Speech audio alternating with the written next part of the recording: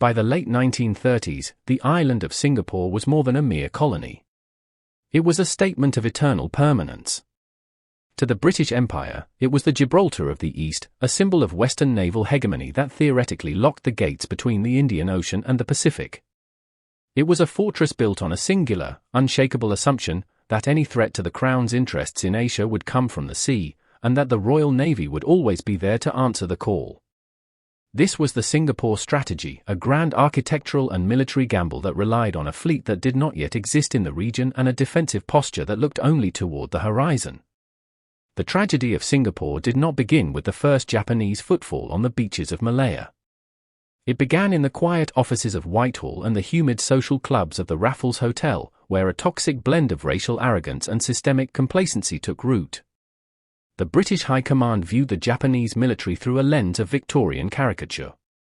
They believed Japanese pilots were incapable of night flying due to physiological defects and that their tanks were mere toys. This cultural blindness created a vacuum where preparation should have been. While the Japanese under General Tomoyuki Yamashita were training in the jungles of Taiwan and Hainan, perfecting the art of amphibious blitzkrieg, the British were debating whether building defences on the northern coast of the island would be bad for civilian morale.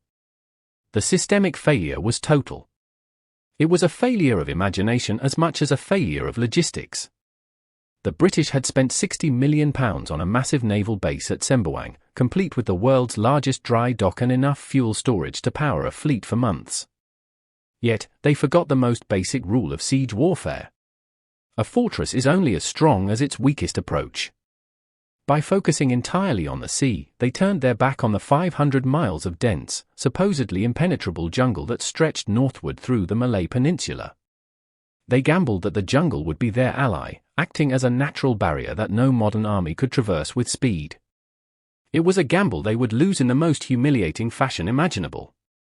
On the night of December 8, 1941, almost simultaneously with the attack on Pearl Harbor, the Japanese 25th Army began its landings at Kota Baru. The response from the British was a chaotic mixture of brave local resistance and high-level paralysis. Air Chief Marshal Robert Brooke Popham, a man long past his prime, found himself presiding over an air force composed of obsolete Buffalo Brewers and wildebeest biplanes. These machines were death traps, slow-moving relics of a bygone era that were systematically swatted from the sky by the Japanese Mitsubishi Zeros. Within days, the Royal Air Force in Malaya had essentially ceased to exist, leaving the ground troops naked to constant harassment from the air. The naval component of the disaster was even more immediate and shocking. To bolster the region and Apo's sagging defences, London had dispatched Force Z, centred around the modern battleship HMS Prince of Wales and the veteran battlecruiser HMS Repulse. It was an old-school display of gunboat diplomacy in an age of carrier-borne lethality. On December 10, without air cover and operating on flawed intelligence, both ships were sent to the bottom of the South China Sea by Japanese land-based bombers. In a single afternoon, the centuries-old myth of British naval invincibility was extinguished. Churchill would later write that in all of the war, he never received a more direct shock. The sea belonged to the rising sun, and the fortress of Singapore was now an island under sentence of death. As Yamashita's forces pushed south, they utilized a tactic the British were wholly unprepared for: the bicycle. While the British infantry remained tethered to the main roads with their heavy trucks and rigid formations, the Japanese soldiers pedaled through the jungle trails and rubber plantations. When they encountered a British roadblock, they simply melted into the trees, outflanked the position, and reappeared in the rear. This constant sense of being surrounded shattered the morale of the retreating Allied forces. The British, Indians, and Australians were being outfought and outthought at every turn. The retreat became a grueling, month-long descent into exhaustion, marked by desperate stands at places like the Slim River, where a handful of Japanese tanks shattered an entire brigade in a matter of hours. The tactical disasters were compounded by a leadership vacuum. Lieutenant General Arthur Percival was a man of high intellect but lacked the charismatic fire required to lead a demoralized army in a crisis. He was a staff officer by nature, trapped in a nightmare of his own making. He remained focused on the traditional rules of engagement while Yamashita, the Tiger of Malaya, played a high-stakes game of bluff. Yamashita's army was actually smaller than the defending force, and his supply lines were stretched to the breaking point. He knew that if the campaign turned into a war of attrition, he would lose. He had to maintain a frantic, violent momentum to force a psychological collapse before his own shells ran out. Amidst this collapsing front, there were flashes of extraordinary, often forgotten heroism. The 1st and 2nd Battalions of the Malay Regiment stood their ground at Pasir Panjang with a ferocity that stunned the Japanese. Under the command of Lieutenant Adnan Saidi, these men fought house to house and tree to tree, refusing to surrender even when their ammunition was gone. Saidi's final stand, where he continued to fight after being wounded and was eventually executed with bayonets by the frustrated Japanese, remains a testament to a loyalty and bravery that the colonial administration had rarely acknowledged.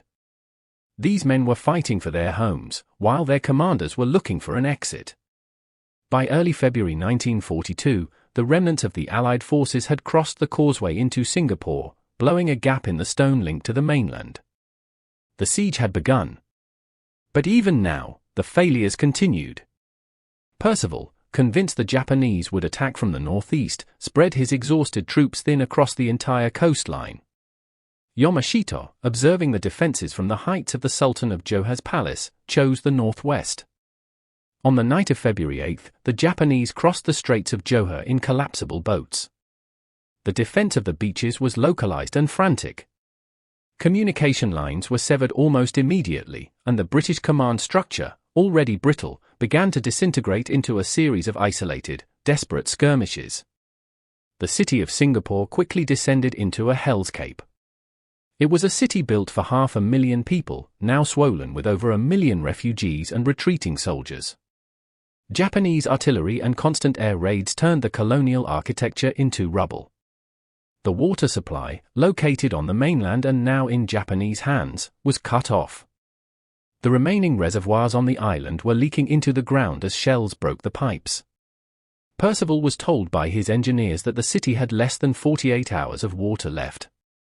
The spectre of thirst, combined with the news of the horrific massacre at the Alexandra Hospital, where Japanese troops had bayoneted doctors and patients alike, forced a grim realization. The end was no longer a possibility, it was a certainty. On the morning of February 15, 1942, the blackest day in the history of the British Empire, Percival made the decision to surrender. The meeting took place at the Ford factory in Bukit Timah. The footage and photographs of that moment are haunting. Percival, tall, gaunt, and visibly shattered, sat across from Yamashita, who was aggressive and demanding. Yamashita, fearing his own lack of supplies would be discovered, pounded the table and demanded a simple yes or no to the terms of unconditional surrender. Percival, with no cards left to play, nodded his head. In that moment, over 80,000 British, Indian, and Australian troops became prisoners of war. It was the largest capitulation in British military history. The aftermath was a descent into a darkness that would last 3.5 years. The captured soldiers were marched to Changi prison and later dispersed to labor camps across Asia, most notably to the death trap of the Burma-Siam Railway. For the local population, the Sukching massacre began, a systematic purging of the Chinese community that saw thousands executed on the beaches. The "impregnable fortress" had become a killing field and a cage. The sun had finally set on the British Empire in the east, and though the war would eventually be won, the prestige of the colonial master was gone forever, evaporated in the heat of a Malayan February. The fall of Singapore remains a haunting study in the anatomy of a collapse. It was the moment when the inertia of a fading empire collided with the kinetic energy of a rising, desperate power.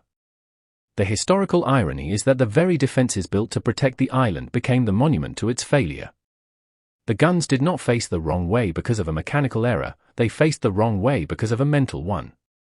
The British had built a 19th-century solution to a 20th-century problem, failing to realize that the world had changed until the change was at their doorstep. Philosophically, Singapore teaches us that no fortress is truly impregnable if its defenders are blinded by their own myths. Strength is not found in concrete bunkers or heavy-caliber guns, but in the ability to adapt, to respect the enemy's capabilities, and to see the world as it is, rather than how we wish it to be. The ghosts of the Bukit Condou ridges and the silent halls of the Ford factory still whisper of a hubris that cost 100,000 lives. They serve as a permanent reminder that the greatest defeats are often born in the quiet years of peace, when complacency is mistaken for security and arrogance is mistaken for strength. As the tropical sun sets over the modern skyline of Singapore today, the shadows of 1942 still linger in the quiet corners of the island. The fortress is gone, replaced by a sovereign nation that rose from the ashes of that betrayal. But the lesson remains etched in the bedrock of history. Power is fleeting, and the structures we build to protect our empires are only as durable as the clarity of our vision. In the end, Singapore was not lost on the battlefield. It was lost in the mind, long before the first shot was ever fired.